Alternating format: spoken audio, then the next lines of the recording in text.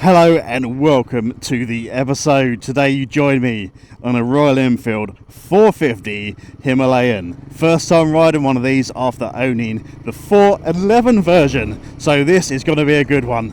Roll the montage.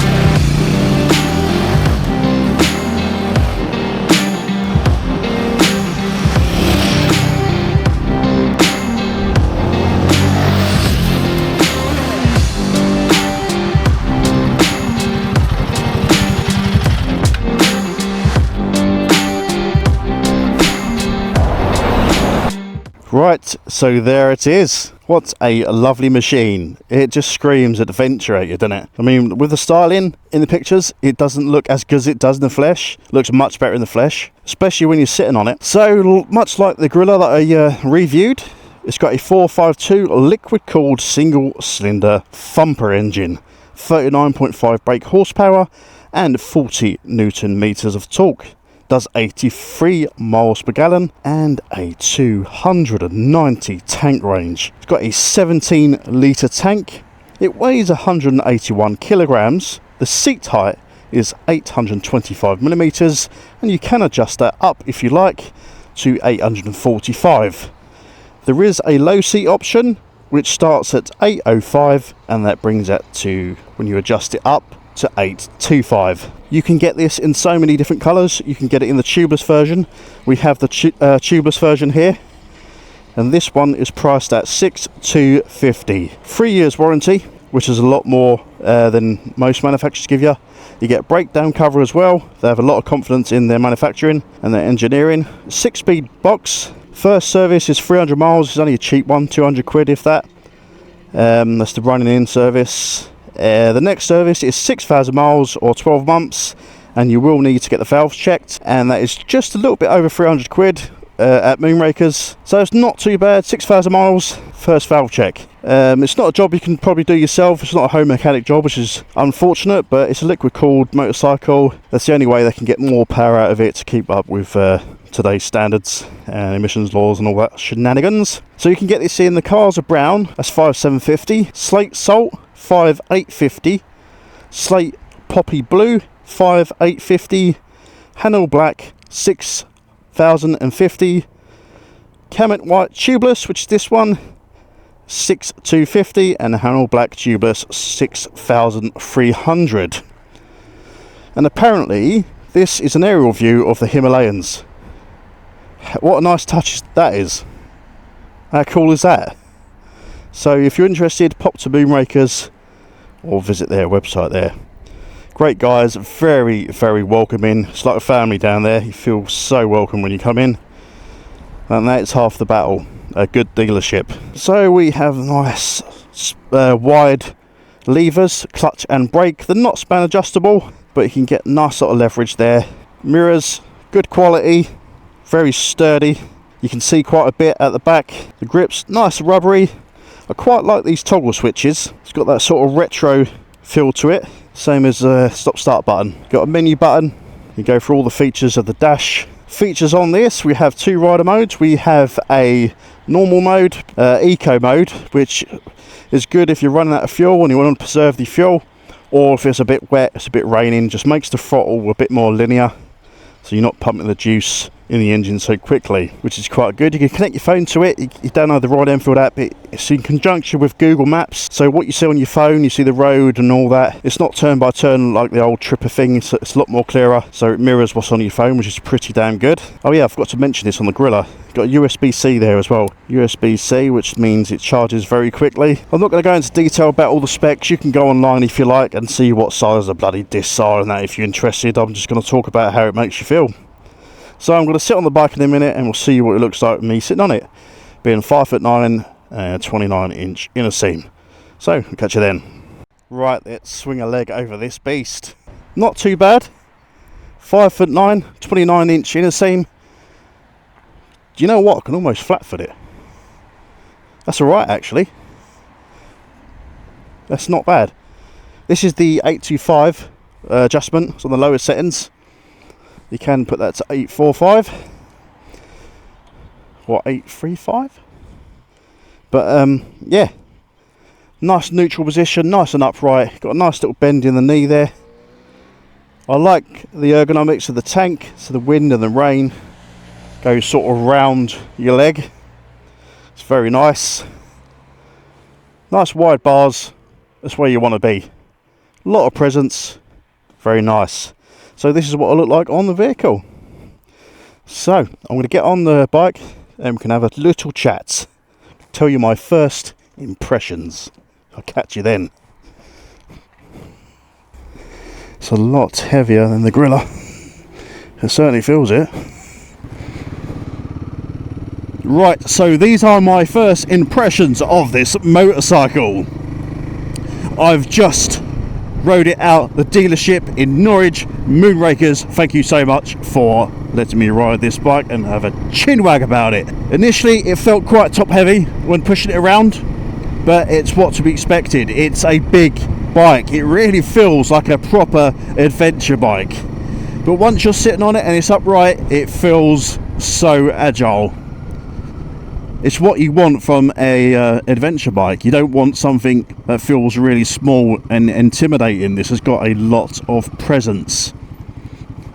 I was very surprised actually how actually large it is when you're sitting on it.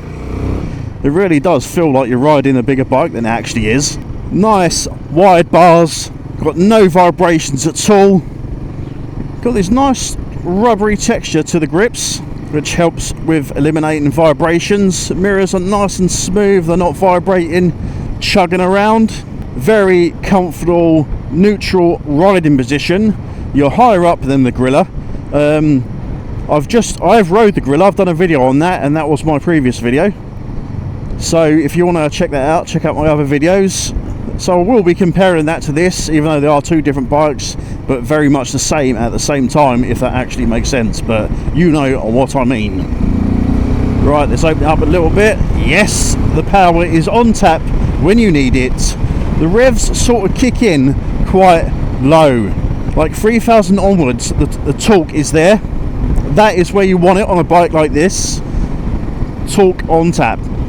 Seat height is 825 millimeters. It's exactly the same as the Honda NX 500 that I rode. That was also 825. It's a sweet spot for me. I'm 5'9", I've got 29-inch inner seam, and balls my feet on this one. It's not intimidating when you're on it. I mean, you don't want to be too low on a bike like this. You've got a lot of presence, and that's what you want. It looks really nice from the cockpit. I love this big wide tank here, and these bars look really symmetrical, and the way they're aligned, I think it's great. Outside temperature on the dash there, 25 degrees today. What a lovely day it is. Got the basic dash on this one. Very easy to pull away. It's got heaps more power than the previous model, the 411. Obviously Nicholas. Yes, oh, it sounds so nice. I love the sound of this Sherpa engine. This is 3 kilograms lighter than the previous Himalayan, the previous 411. But I'm going to be honest with you, it feels more heavier because the weight is a little bit higher up. It's got a bigger tank. That is why it's feeling a little bit more top heavy. But that completely goes away when you're riding it. I mean, how good is it though to have a 17 litre tank? You're going to have about a 300 mile range on this tank. So compared to the Gorilla, if you're interested in both of these bikes, you're not quite sure, for ease of use, if you're popping around town and you're not touring the world, I would go for the Gorilla. That's more of a country tourer, do it all city bike, and you can have some fun in the twisties. Whereas this is a bike, you can throw anything at it. I would be happy with any one of these. It's a very tough decision. It's literally going to be an eeny, meeny, miny, mo situation. Because I am actually interested in buying this bike. I'm not just doing it for a video. I am on the market for an additional bike to add to the fleet. Because the Monkey 125 is a little bit limited when it comes to touring. And me and my wife have been doing a few camping trips. We just want something that's a bit more up to the task. You can see you can overtake just like that. It's so easy. You're so high up, you can see really far down the road. Do you know what? I'm so spoilt for choice, I really don't know what to choose. I've kind of made my mind up, I want one. But whether it be the Gorilla or the Himalayan, I do not know. I really don't know. Because they are both fantastic motorcycles. The seat is different to the Gorilla. It's a little bit wider, this one. Got a little bit more support. Very similar though. I quite like the peg to seat distance. It's a little bit larger on this one, so you got a little bit more room. Royal Enfield have done wonders. A lot of development has gone into this motorbike. I think it's like 5 years development. I've got absolutely no heat coming from the engine, which is understandable because it is water cooled now. It doesn't rely on the air to cool it, so you're not feeling that heat on your knees. Which brings me to the tank. The tank is cleverly designed so you can tuck your knee in, which is protecting you from the wind and the weather. So the wind is hitting this edge of the tank and going around your legs, which makes it great for winter riding and if you're doing long distance stuff as well. This feels like I'm on a GS, but it's not intimidating, you know. That's what I like it. I like it a lot. I much prefer this to the CF Moto. I have done a review on the CF Moto. It was a great bike, don't get me wrong. It's got a nice peachy engine, but this it's more refined. It's nice. Got a soft spot for Royal Enfield as well. They're doing good things. They're doing a variation of colours. There's so many colours you can get this model in. That's what you want, innit? You don't want to be like everyone else. Say for instance you choose a Triumph, you've got a choice of 2 colours, and that's if they've got them in stock, and if they ain't, you're waiting months for it. This one, we've got 5-6 different colours. You can get it in tubeless. I mean, what more can you ask for? A company that knows what the consumer wants. Good day to you, sir. I'm enjoying my day. I'm on this beast. I can feel like I can sit on this all day, fill the tank right up, and the world is your freaking oyster, man. It's giving me good vibes. It's giving me really good, not vibrations, but you know, vibes. Which brings me on to the vibes actually. Some videos say about the vibrations. Guys, it's a single cylinder. What the hell are you expecting? You can't have it all. And it gives you that raw feel. It's not annoying. The vibes are not annoying at all. We're not sitting in a bloody Tesla. This is a motorcycle, man. Do you know what I mean? This is what you want. Like the dash is flickering on the camera. I can see that on my viewfinder.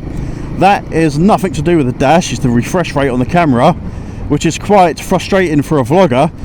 But I'm going to have to speak to Speed Angels, what they're called, or Speed, I can't remember what they are. But they do screen protectors for dashboards. I had them on my Interceptor. I wonder if they do like a anti-glare one will fix that problem. I will send an email and see what they come up with. Because if I was to buy this bike, I will sort that out. Because who wants to sit in their living room and watch a dashboard flickering in their face? I'd have to put a bloody epilepsy warning on the screen. So I appreciate that not everyone can ride a demo bike. Not all dealerships have them, and you might be a little bit intimidated or whatever, and you don't want the risk of paying the excess if you drop it. So I'm going to be as honest as I can. I'm not going to bullshit you with it. If you've seen my reviews in the past, I am quite honest, and I am a mechanic by trade. I've been an MOT test. I've seen so many different bikes. I know what goes wrong. I've sat on so many different bikes. I've owned 26 bikes in the past, so hopefully you will value my opinion and take my word for it. If you buy this without riding it, I'll tell you what, you're not going to get a bad bike. It's a great machine. My only thing that I would suggest, it's a little bit heavy, so make sure you are comfortable with a heavier bike. It feels more heavy than the previous one, although it's lighter, just the way that this tank is high up and it's big. It's a big tank, but it's fine. Like, it's not an issue for me, but I appreciate not everyone is tall or has got a strong stature, so that's the only thing I'd be concerned about. I would say if you're considering buying one, ask them if you can push it around the showroom, or just sit on it, you know, walk it about a little bit. You don't have to take it on the road. That would be my only concern that I'd recommend before buying one. Apart from that, the rest is plain sailing. It's a sweet engine. It's got a lovely dashboard. It's got power on tap. The torque comes in nice and early where you want it. It gives you that satisfying neck-wrenching feel. A lot of motorcycles, you have to rev them to get them going, to get that sweet spot, and by the time you've done that, you're breaking the law. This one, the sweet spot of the torque is a lot lower. I think it's like 3,000 or 3,500, something like that, and that's when the fun starts kicking in, that early on. You know what I mean? Do that fifth gear, just opened it up like that. See, I am actually going to take this on the dual carriageway. I'm going to get it up to 70, because you're going to expect to do those sort of things on this bike, and I've got a little bit more time with this bike. Unfortunately, I didn't get to do that on the Gorilla, but we had clean air from that one, so I don't have any concerns about major buffeting that's going to hurt your neck. So I'm interested to see what this screen does. So far, I'm not getting the turbulence I did on the Himalayan 411. If you've watched my videos before, that was my pet hate. I hated that stock screen.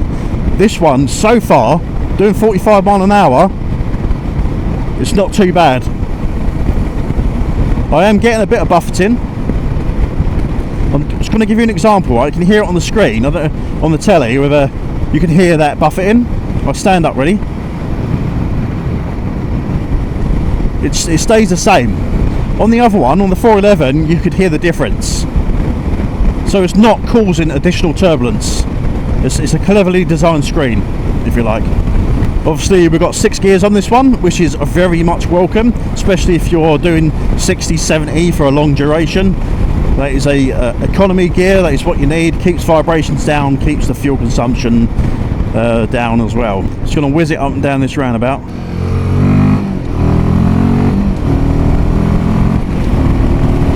Yeah, it goes good, man. 6 gear, 60 mile an hour, 4,500, 5,000 revs. Nice and smooth. Let's get it up to 70. Pulls to 70 fine. We've got the usual wind noise. We're doing 70 mile an hour, what do you expect? The bike is more happy doing 60. It's definitely more happy doing 60. It's just a little bit buzzy at 70. I mean, I wouldn't want to sit all day doing 70 mile an hour on a motorbike anyway, why would you? But it's nice to know that it can do 70, no issues at all. But it doesn't feel like the bike is happy doing 70. I mean, I'm just being honest with you, it's not a deal breaker. Oh my god, it's not. But I want to make you aware, like, if you're trusting my judgment and you're not going to ride this bike yourself, I want to let you know it's not a deal breaker. And I've also got to bear in mind, this bike has only done 400 miles. Going by experience, where I've bought new motorcycles, they don't actually get better until about 1,000 miles. Things loosen up, the clutch gets lighter, the exhaust sounds better, the bike runs smoother, everything's running in, all the metal components are marrying up together, you know. I am going to come back with Jody and we are going to try these bikes together. I'm going to take out the Gorilla and Joe's going to take out this Hemi. We're going to make a vlog of it because we're both interested in buying either or one of these motorcycles. Like one each, whatever one it is, I don't know yet. They're both fantastic bikes. So stay tuned for that. It opens up, it goes, boy! Woohoo! Right, let's try the back brake. Oh my god, the back brake is so good. Let's try the front. The back is better than the bloody front. Front's ample, but you got to tug it. You got to tug it one. Oh, it's nice and easy in getting neutral. Right, let's open it up.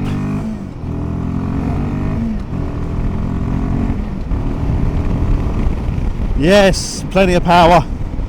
Ample power. Gets you up to speed, gets the job done without risking your life. We have LED lights all round. Quite an interesting feature on the back as well. We don't have a stop and tail light in the middle. It's integrated into the indicators. The bike is so smooth, just cruising along now at 40. I'm in 5th gear. It's like I'm on a cloud. Right, so I am going to end the video there. I've used this bike so much. I've been on it quite a bit now. It's very comfortable. I've actually, I'm nearly running out of fuel, so I better get back. Apologies, Paul at Moonrakers. Thank you so much for letting me ride this motorcycle. I am considered buying it, and hopefully we can talk some deals when I get back. So stay tuned for that. On the channel we have a good variation of content. I ride with my wife. We've got a couple of Honda Monkey 125s actually, and we do want a second bike. That's hence why I'm trying this one. I've tried the Griller as well. Got a few other reviews on there on my channel. Do some hikes with the missus as well. Plenty of content, so it would be nice if you give me a subscription if that sort of stuff interests you. If you have a message about this motorcycle, please comment below, or you can message me on Facebook, Instagram, or you can even follow me on TikTok, because I am down with the kids. So until then, I've been Nick, and I will catch you on the next episode. Ride safe.